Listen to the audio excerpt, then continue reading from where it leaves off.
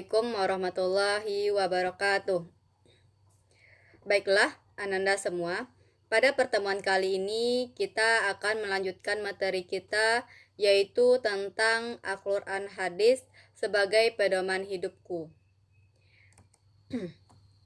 Baiklah, kita akan belajar yaitu tentang memahami Al-Quran hadis ijtihad sebagai sumber hukum Islam.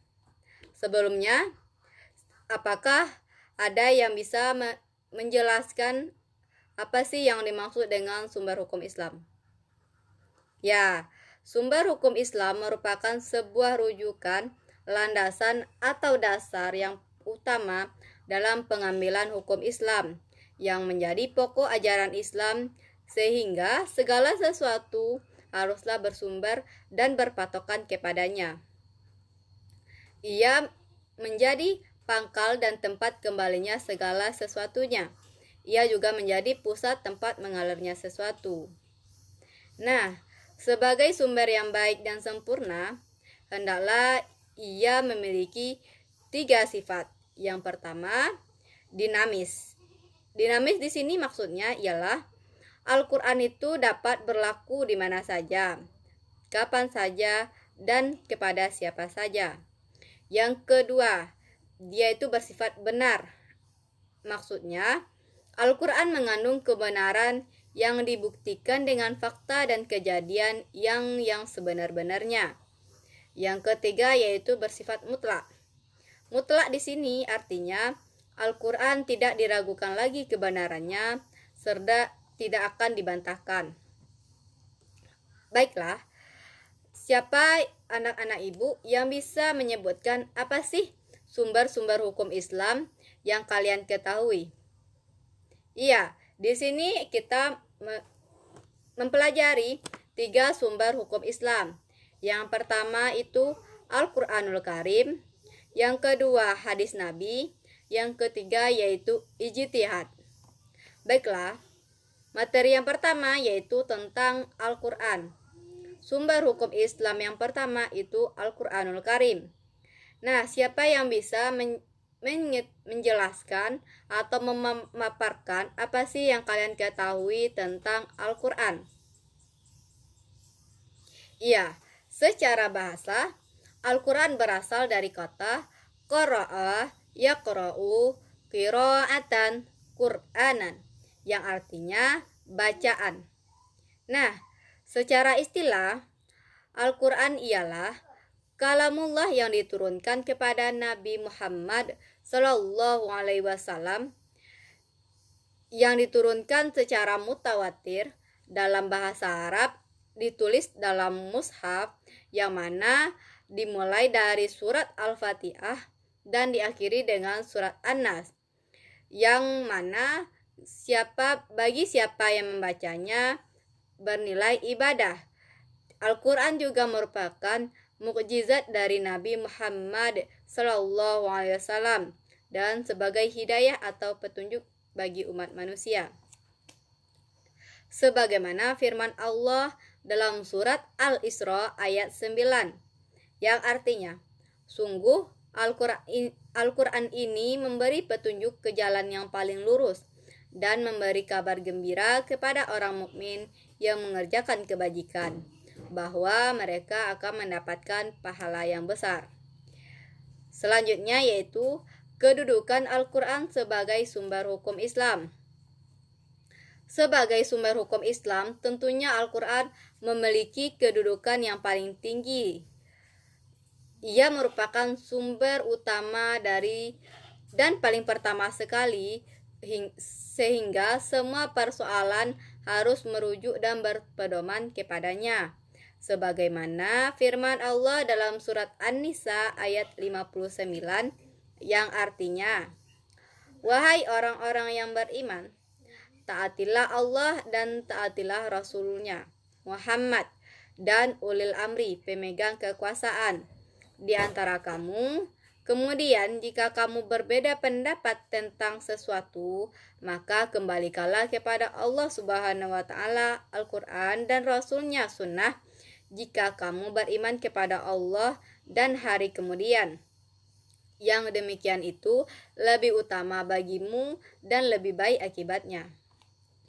Dan dalam sebuah hadis yang bersumber dari Imam Bukhari dan Imam Muslim, Rasulullah Shallallahu Alaihi Wasallam bersabda, yang artinya, amma ba'du, wahai sekalian manusia, bukankah aku sebagaimana manusia biasa yang diangkat menjadi rasul, dan saya tinggalkan bagi kalian semua dua perkara utama besar. Yang pertama adalah kitab Allah yang di dalamnya terdapat petunjuk dan cahaya penerang. Maka ikutilah kitab Allah Al-Quran dan berpegang teguhlah kepadanya. Hadis riwayat Muslim.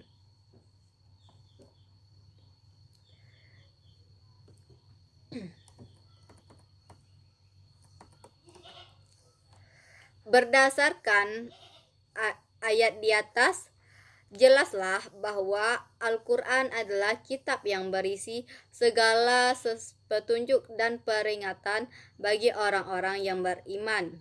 Al-Quran merupakan sumber dari segala sumber, baik dalam konteks kehidupan dunia maupun di akhirat kelak. Namun demikian, hukum-hukum yang terdapat dalam kitab suci Al-Quran masih bersifat rinci dan sangat jelas maksudnya.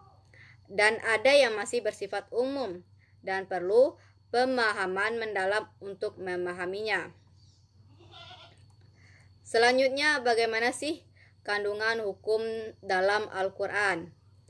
Nah, yang pertama ialah akidah atau keimanan.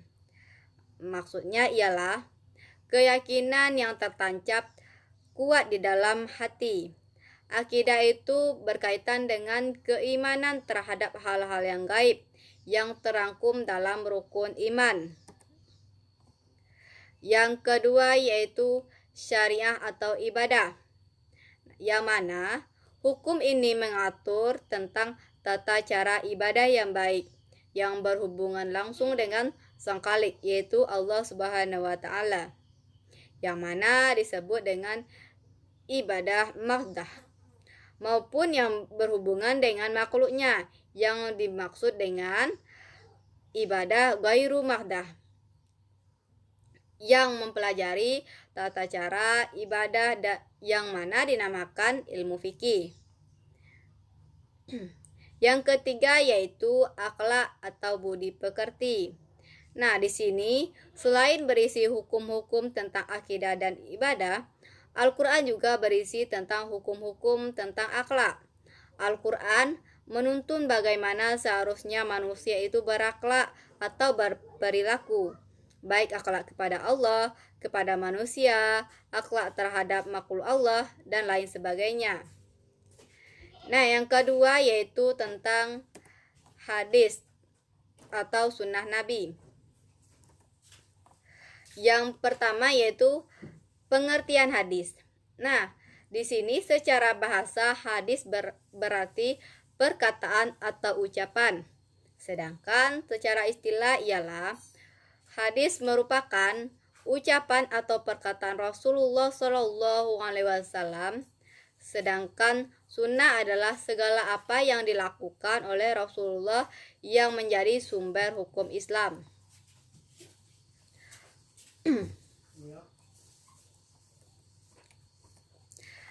Hadis dalam arti perkataan atau ucapan terdiri dari beberapa bagian.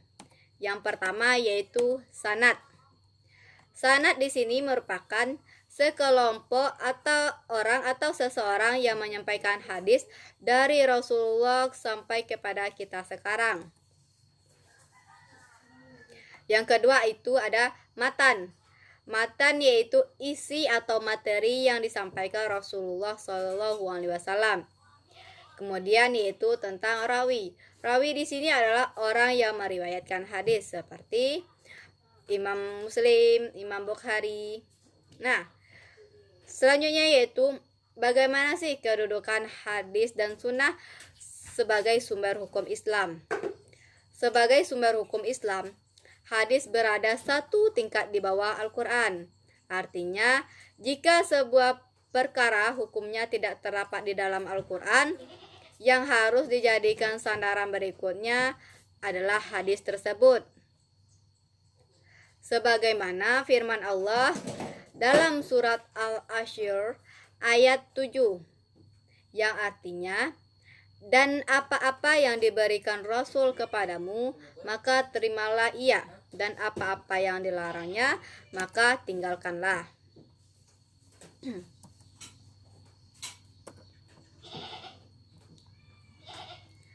Yang selanjutnya yaitu fungsi hadis terhadap Al-Quran. Nah, di sini dapat kita kelompokkan yang pertama yaitu hadis menjelaskan ayat-ayat Al-Quran yang masih bersifat umum. Contohnya ialah di dalam Al-Quran yang kita diperintahkan untuk sholat. Perintah sholat dalam Al-Quran masih bersifat umum, sehingga diperjelas dengan hadis-hadis Rasulullah tentang sholat, baik yaitu tentang tata cara pelaksanaannya maupun jumlah bilangan rakaatnya.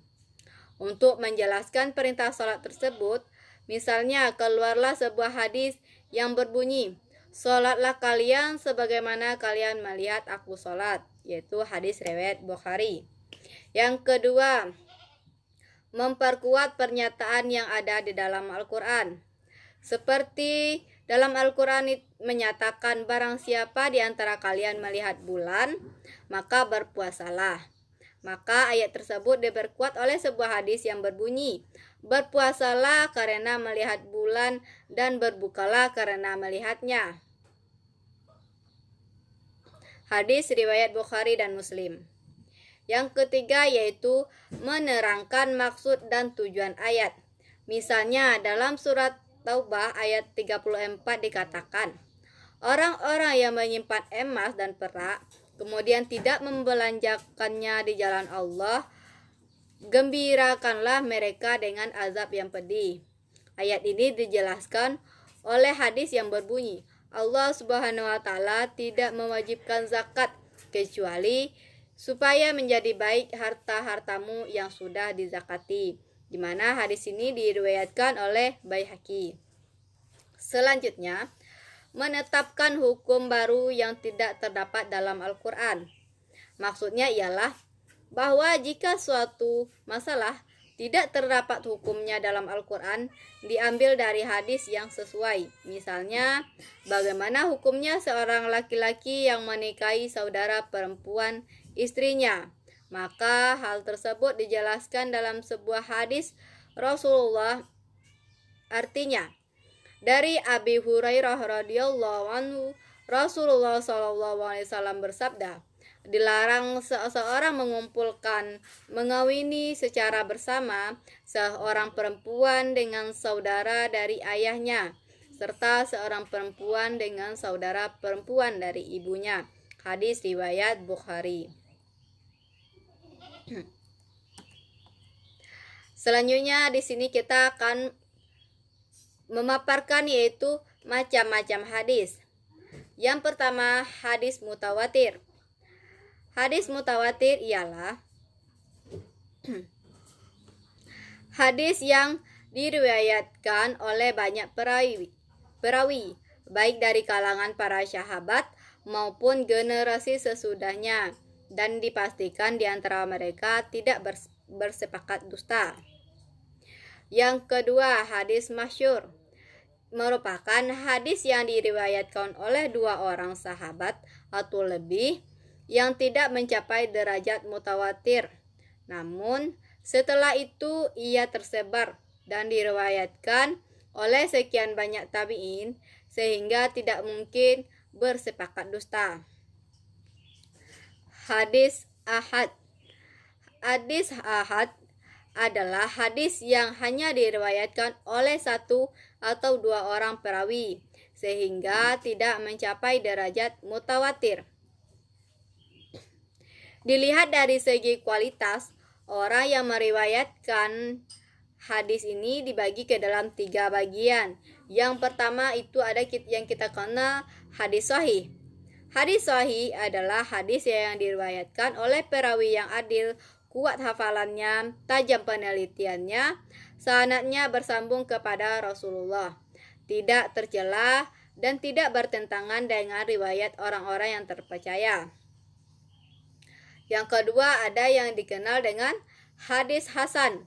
Hadis hasan ini ialah hadis yang diriwayatkan oleh perawi yang adil, tetapi kurang kuat hafalannya, sanadnya bersambung, tidak cacat, dan tidak bertentangan sama seperti sahih. Hadis ini dijadikan sebagai landasan mengerjakan suatu amal ibadah. Yang ketiga yaitu ada kita mengenal hadis dhaif. Hadis dhaif ialah hadis yang tidak memenuhi kualitas hadis sahih dan hadis hasan. Para ulama mengatakan bahwa hadis ini tidak boleh dijadikan sebagai hujjah, tetapi dapat dijadikan sebagai motivasi dalam beribadah. Selanjutnya yaitu ada hadis maudhu. Hadis maudhu ini ialah hadis yang bukan bersumber kepada Rasulullah SAW atau hadis ini palsu. Dikatakan hadis padahal sama sekali bukan hadis. Hadis ini tidak jelas dapat hadis ini jelas tidak dapat dijadikan landasan hukum. Hadis ini tertolak.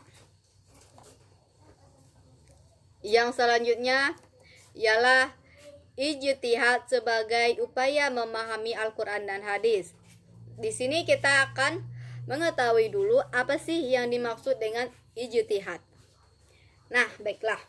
Ijtihad secara bahasa berasal dari bahasa Arab yaitu ijtihada yajtahidu ijtihadan, yang berarti mengarahkan segala kemampuan, bersungguh-sungguh, mencurahkan tenaga atau bekerja secara optimal. Sedangkan secara istilah, ijtihad adalah mencurahkan segenap tenaga dan pikiran secara sungguh-sungguh dalam menetapkan suatu hukum. Syarat-syarat seorang berijtihad ialah yang pertama, memiliki pengetahuan yang luas dan mendalam. Yang kedua, mewakili pemahaman mendalam tentang bahasa Arab, ilmu tafsir, ushul fikih, dan tarikh atau sejarah. Yang ketiga, memahami cara merumuskan hukum atau istinbat. Yang keempat, memiliki keluhuran akhlak mulia. Nah, selanjutnya yaitu tentang bagaimana sih kedudukan ijtihad sebagai sumber hukum Islam. Ijtihad memiliki kedudukan sebagai sumber hukum Islam setelah Al-Quran dan hadis, di mana ijtihad dilakukan jika suatu persoalan tidak ditemukan hukumnya dalam Al-Quran dan hadis. Namun demikian, hukum yang dihasilkan dari ijtihad tidak boleh bertentangan dengan Al-Quran dan hadis. Sebagaimana sabda Rasulullah yaitu dari Amr bin As, sesungguhnya Rasulullah SAW bersabda, apabila seorang hakim berijtihad dalam memutuskan suatu persoalan, ternyata ijtihadnya benar, maka ia mendapatkan 2 pahala. Dan apabila dia berijtihad kemudian ijtihadnya salah, maka ia mendapatkan 1 pahala. Nah, baiklah, di sini kita akan menjelaskan yaitu tentang bentuk-bentuk ijtihad. Yang pertama, ijma'. Ijma' ialah kesepakatan antara ahli ijtihad dalam memutuskan suatu perkara atau suatu hukum. Nah, contohnya ijma' di masa sahabat adalah kesepakatan untuk menghimpun wahyu ilahi yang berbentuk lembaran-lembaran terpisah menjadi sebuah mushaf Al-Quran seperti yang kita saksikan sekarang ini. Nah, yang kedua ada qiyas. Qiyas ialah mempersamakan atau menganalogikan masalah baru yang tidak terdapat dalam Al-Quran atau hadis dengan yang sudah terdapat hukumnya dalam Al-Quran dan hadis karena kesamaan sifat atau karakternya. Contohnya, Contoh kias ialah mengharamkan hukum minuman keras selain khamar, seperti brandy, whisky, topi miring, vodka, dan narkoba, karena memiliki kesamaan sifat dan karakter yang dengan khamar, yaitu memabukkan.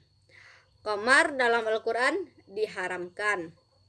Selanjutnya yaitu maslahah mursalah. Maslahah mursalah ini ialah penetapan hukum yang menitik beratkan kepada kemanfaatan suatu perbuatan dan tujuan hakiki universal terhadap syariat Islam. Misalnya, seseorang wajib mengganti atau membayar kerugian atas kerugian kepada pemilik barang karena kerusakan di luar kesepakatan yang telah ditetapkan. Nah, baiklah, kita akan masuk kepada pembagian hukum Islam. Nah, hukum Islam bisa dibagi menjadi dua. Yang pertama yaitu ada hukum taklifi. Hukum taklifi ialah tuntunan Allah Subhanahu wa taala yang berkaitan dengan perintah atas dan larangan.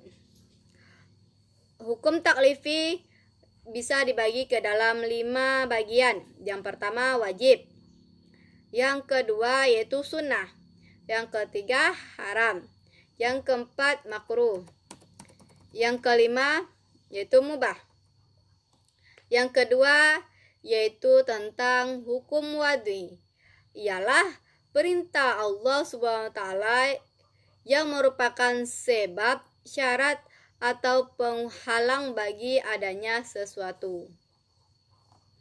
Nah, selanjutnya yaitu tentang menerapkan perilaku mulia. Nah, perilaku mulia dari pemahaman terhadap Al-Quran, hadis, dan ijtihad sebagai sumber hukum Islam tergambar dalam aktivitas. Nah, yang pertama yaitu gemar membaca dan mempelajari Al-Quran dan hadis, baik itu ketika sedang sibuk ataupun sedang santai. Yang kedua yaitu berusaha sekuat tenaga untuk merealisasikan ajaran Al-Quran dan hadis. Yang ketiga, selalu mengonfirmasi segala persoalan yang dihadapi dengan merujuk kepada Al-Quran dan hadis, baik itu dengan mempelajari sendiri atau bertanya kepada orang yang ahli di bidangnya. Selanjutnya yaitu mencintai orang-orang yang senantiasa berusaha mempelajari dan mengamalkan ajaran Al-Quran dan Sunnah. Selanjutnya, kritis terhadap persoalan-persoalan yang dihadapi dengan terus-menerus, berupaya agar tidak keluar dari ajaran-ajaran Al-Quran dan Sunnah. Membiasakan diri berpikir secara rasional dengan tetap berpegang teguh kepada Al-Quran dan hadis. Aktif bertanya dan berdiskusi dengan orang-orang yang dianggap memiliki keahlian agama dan berakhlak mulia. Selanjutnya, berhati-hatilah dalam bertindak dan melaksanakan sesuatu, apakah boleh dikerjakan atau harus ditinggalkan. Selanjutnya yaitu selalu berusaha keras untuk mengerjakan segala kewajiban serta meninggalkan dan menjauhi segala larangan. Yang terakhir yaitu membiasakan diri untuk mengerjakan ibadah-ibadah sunnah sebagai upaya menyempurnakan ibadah wajib karena khawatir belum sempurna. Nah, baiklah, itulah materi kita pada kali ini. Dapat kita simpulkan bahwa sumber hukum Islam itu ada 3. Yang pertama, Al-Quran, hadis atau sunnah Nabi. Yang kemudian, ijtihad.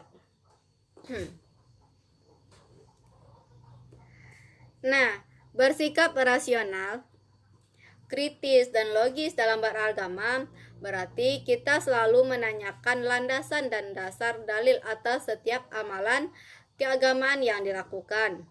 Nah, dengan cara ini seseorang akan dapat terbebas dari taklid.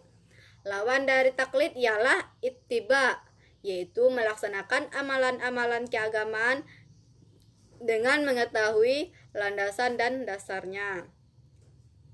Merealisasikan dan menerapkan hukum-hukum Islam dalam kehidupan akan membawa manfaat besar bagi manusia. Semua aturan atau hukum Allah bersumber dari Allah Subhanahu wa taala dan Rasul-Nya, merupakan suatu aturan yang dapat membawa kemaslahatan hidup di dunia dan akhirat. Baiklah, itulah materi kita pada hari ini. Jika ada yang ingin bertanya, silahkan. Nah, untuk itu sebelumnya kita tutup materi kita kali ini dengan pembacaan hamdalah. Alhamdulillahirrabbilalamin. Sekian, tolong dikerjakan tugas selanjutnya. Ya, silahkan. Sekian, assalamualaikum warahmatullahi wabarakatuh.